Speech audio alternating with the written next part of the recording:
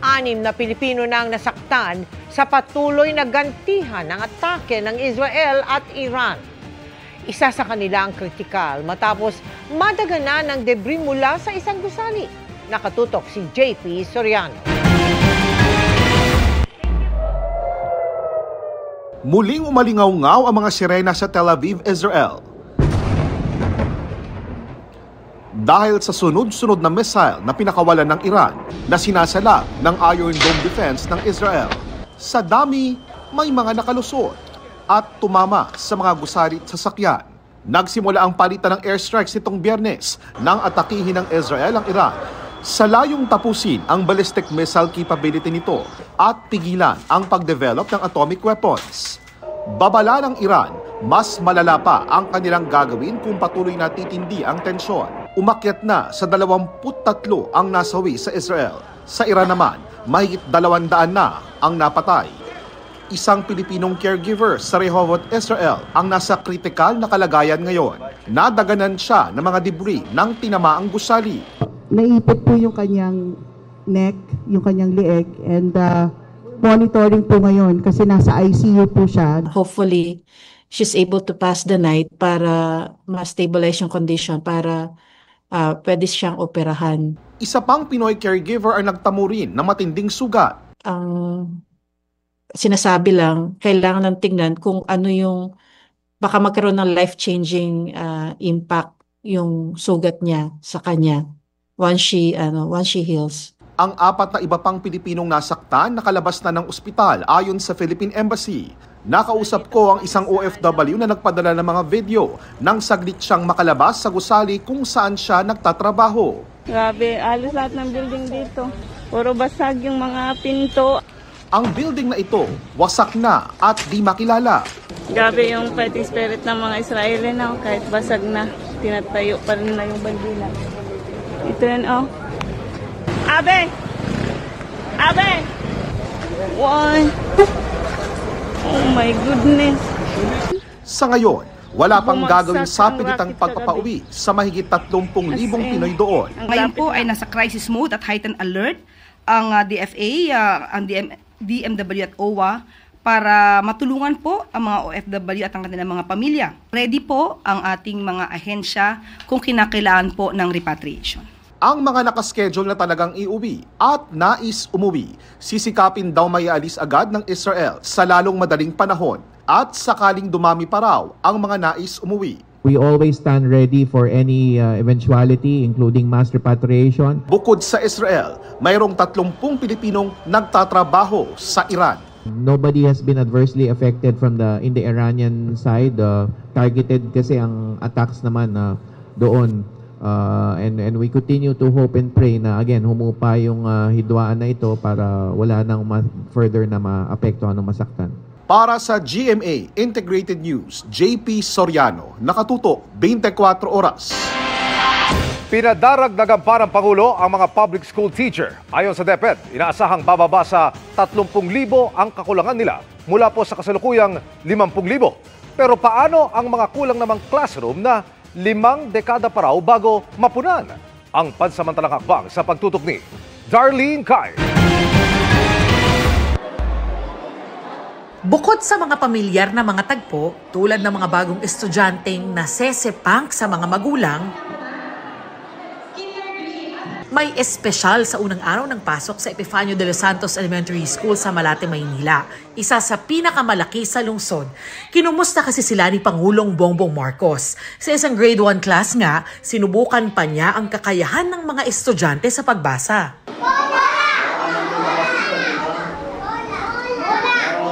At bago lumabas ang Pangulo, ang galing! President! Pinulong niya rin via video conference sa mga kinatawan ng ibang paaralan. Utos niya, magdagdag ng 20,000 guro at 10,000 administrative staff. Sa 20,000 na yun, 16,000 na ang na-hire ng DepEd na bagong guro. 10,000 naman na administrative. Hindi ito nagtuturo, kundi pinapatakbo ang mga eskwelahan. para yung teacher talagang nagtuturo. Mababa rin anya na 60% lang ang mga paaralan na may internet connection. Ang problema talaga kuryente. Kaya aayusin natin yan, dahan-dahan makikita natin magiging 100% yan lahat. Problema rin ang tubig kahit sa paaralang ito sa Maynila tulad sa mga napuna sa Bulacan. Kahit may supply ng tubig sa ibang bahagi ng paaralan tulad sa CR na ito, sa hand washing area may mga gripong walang tulo. Ang ating school ay matagal na, so isa po sa challenges yung mga old pipes. Ang ating mga non-teaching staff ay talaga pong sinisikap po na ma-check at kami po ay yun nga po may nag-iipon po kami ng mga tubig at may marami po kami mga container do at sa yun nga po para kinabukasan tuloy-tuloy po. Meron kaming standing order after that visit nung ni Presidente sa Bulacan, prioritize yung mga CR dahil yun ang pag hindi malinis ang CR, doon nagmumula yung sakit. Sa Tenement Elementary School sa Taguig na binisita naman ni Education Secretary Sonny Angara, kulang ang mga classroom para sa mahigit 8,000 enrollees. Kaya hinati sa 2 ang maraming silid. Sa buong Pilipinas, 165,000 ang kulang. Pero aabutin daw ng 55 taon bago yan mapunan. Yun, sa proposal namin, pagka dumaan ng NEDA yon, siguro by next year makapag-umpisa na ng construction. Dun sa proposal nga natin, in the next 3 years, we will start construction of 105,000 classrooms. Pinag-aaralan na ang pagpapalawig ng voucher system sa ibang rehiyon para sa private schools muna mag-aral ang ilang estudyante at sasagutin ng gobyerno ang tuition.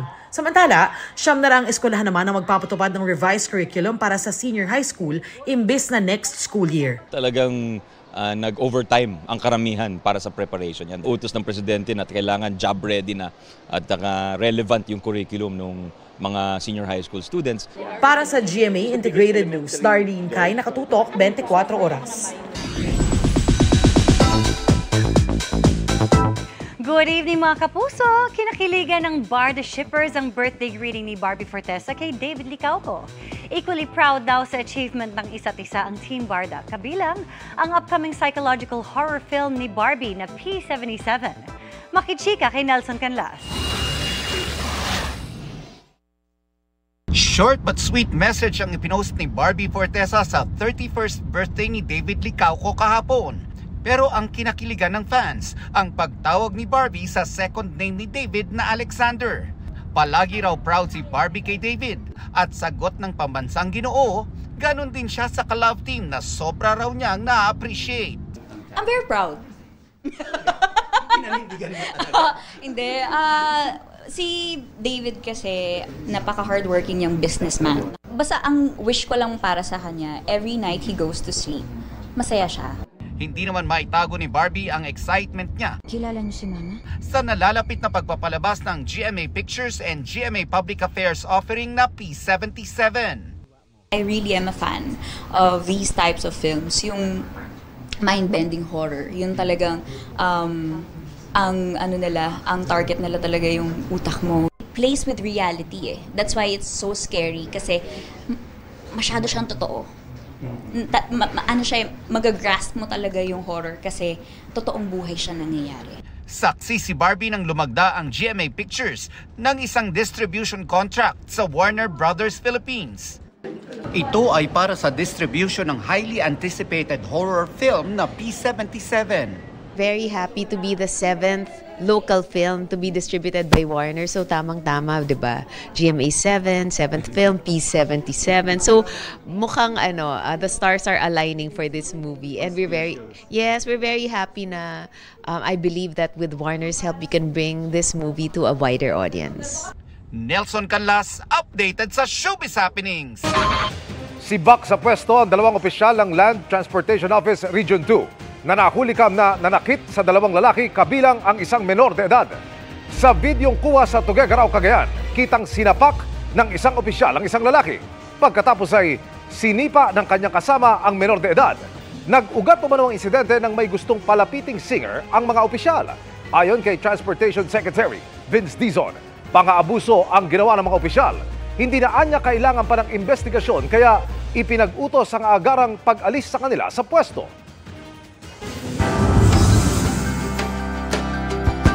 Matinding pagsubok ang kinakaharap ng mga magsasaka sa Benguet dahil sa mga naranasang tagtuyot, bagyo at landslide noong 2023. habang nagsisikap sila para sa kinabukasan ng mga anak. Ang mga bata naman nagtitiis sa luma at sirang silid-aralan. Kaya nagpatayo roon ng GMA Kapuso Foundation ng 3 classroom na nagamit na ngayong unang araw ng eskwela.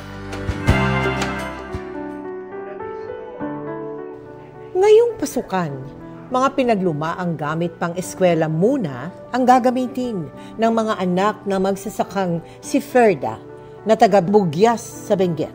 Malimit, ganito raw ang kanilang sitwasyon tuwing pasukan, lalo na kung hindi maganda ang bentahan ng kanilang pananim.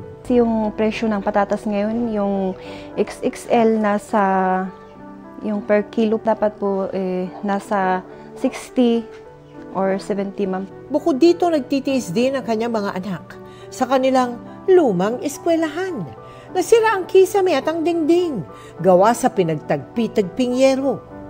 Nasira kasi ito dahil na rin sa kalumaan at sunod-sunod na bagyo noong mga nagdaang taon. Pero ngayong pasukan, magiging komportable na ang mag-aaral sa Kotkot Talabis Elementary School dahil nagpatayo ang GMA Kapuso Foundation ng 3 bago at matitibay na kapusong classroom na may tigi-tigisang CR. Bago rin ang mga upuan na gawa sa recycled materials at may 5 faucet hand washing facility na may foot bath din. Dahil hindi patag ang lugar, nagpalagay tayo ng riprap sa taas at baba ng eskwelahan para matiyak ang kaligtasan ng lahat sa tulong ng LGU at mga magulang. Hindi kayo matitibag kahit na intensity 8 earthquake ang tumama dito. Ginawa rin natin para kahit na tumama ang bagyo, up until 300 kilometers per hour. Hindi ho siya titiklop. Nagbahagi rin tayo ng school supply sa kinder hanggang grade 3 students. At lahat ng ito ay naisakatuparan ng GMA Kapuso Foundation dahil na rin sa ating mga sponsors, donors, partners, volunteers at volunteer artists.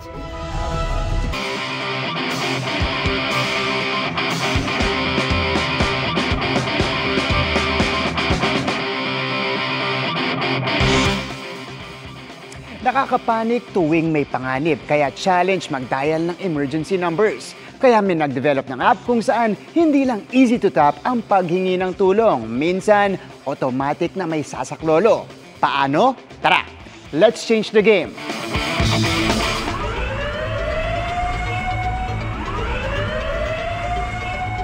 Danger can be everywhere. Kung dumating ang emergency cases, handa ka ba? To seek help, there's an app for that na kasalukuyan ng tinetest ng ilang LGU in partnership with DOST and DICT. Ang Alerto app, kayang alertuhin ang mga otoridad automatically. Kaya kasi nitong i-connect ang third-party devices tulad ng theft at fire alarm sa command center ng gobyerno. Pag na-trigger itong mga IoT devices na to, like the smoke alarm, in real time, darating dito sa command center and sila na bahala, ang barangay, ang city, bahala mag-respond sa incidents. Malaking tulong ito sa mga hirap kumilos tulad ng mga senior at PWD na nasa bahay. Pwede rin ito sa mga laging busy at wala sa bahay. Ma-alert din syempre yung may-ari ng device through our mobile app. We have the AI to help our LGUs, our barangays filter the right incidents from the pranks and false alarms. Sinubukan namin ang Alerto app sa isang fire-prone area sa Barangay Commonwealth, Quezon City. Kasi yung mga bahay po ron, gawa lang po sa light materials eh. Sa barangay namin kasi maganda po yung communication namin eh, no? Pero dahil po sa tulong ng Alerto, lalo pong mapapabilis yung responde. So ngayon kasama yung team ng Alerto PH at ilang miyembro ng LGU, pupuntahan natin yung isa sa mga sinasabi nila na fire-prone area. Kakabitan natin ng device. Tara! I-connect ang app sa mga donated fire prevention gadgets na dinonate sa ilang bahay. Okay mga kapuso, hawak na natin itong smoke detector. Ito yung device na ikakabit natin sa bahay nila Sir Joselito. Pag merong na-detect na usok, itong device natin, tutunog siya. Pag kinonfirm niya, diretso dito sa ating command center. Maipapadala na sa LGU, kanila Alert to PH team, kundi kaya naman dun sa kung sino yung namamahala dun sa closed community na yon at mag-respond dun sa mga inquiry or mga incident alert. They can even do a video call. This is a decentralized command center. Sana lahat ng mga bahay meron ng ganyan para in case may sunog, ma-detect agad, mas mabilis yung responde nila. Pwede ring magsumbong ng ibang emergency na hindi nangangailangan ng devices.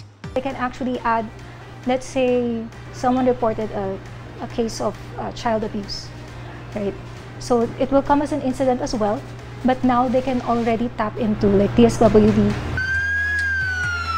There you have it mga kapuso, a game-changing invention that will automatically send help to the community in case of emergency.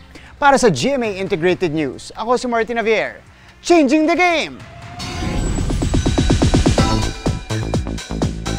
Buwan naman nung nagpasaya ang lead stars ng upcoming GMA series na Beauty Empire at Akusada sa mga kapusong Batanggenyo.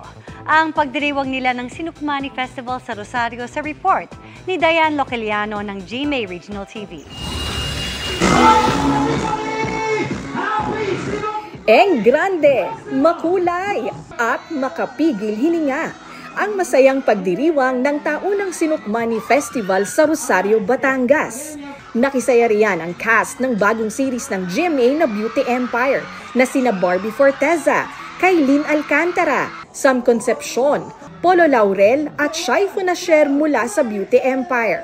Nagpapasalamat po kaming lahat sa lahat ng nagpunta dito to celebrate Sinukmani Festival with our kapusos here in Batangas. And also, I will take this chance to invite everyone to please watch Beauty Empire soon on GMA Prime. Happy Sinukmani Festival! Ang saya po na experience namin dito Beauty Empire cast kasi as usual, mainit yung pagtanggap nila sa amin dito. Sinalubong din ang cast ng upcoming afternoon prime series na Akusada na sina Andrea Torres, Lian Valentin, Marco Massa at Ashley Sarmiento. Maraming salamat po dito sa Rosario, Batangas. Super nag-enjoy po kami at lalong-lalo na sa inyong Sinukmani. June 30 na po mag-e-air ng Akusada. Happy Sinukmani Festival po mga kapuso. Grabe yung pagtanggap sa amin ng mga tao dito sa Rosario, Batangas. Malapit na po ipalabas itong Akusada ngayong June 30 na po. So please po abangan po ninyo mga kapuso. Akala nyo gay tapos na? Wait, there's more! Dahil nakibahagi rin sa lokal na tradisyon si All Out Sundays diva Marian Osabel sa pamamagitan ng pagtikim at mismong pagluluto ng sinukmani. Maraming salamat po sa inyong mainit na pagtanggap. Naramdaman po namin ang inyong energy. Nag-enjoy po kaming lahat. Hindi rin makukumpleto ang selebrasyon ng Sinukmani Festival kung wala ang pangmalakasang street and court dance competition. Pasiklaban din ang mga tinaguriang Sinukmani Queens sa pag-indak. At kabilang sa mga hurado ng kompetisyon, ang ex-housemate ng Pinoy Big Brother Celebrity Collab Edition na si Josh Ford. Grabe, ang galing po nila ng lahat. Grabe energy na pinakita nila sa akin. Maraming salamat po syempre sa pag-imbita sa akin dito. Mula sa GMA Regional TV at GMA Integrated News, Diane Localiano, nakatutok 24 oras.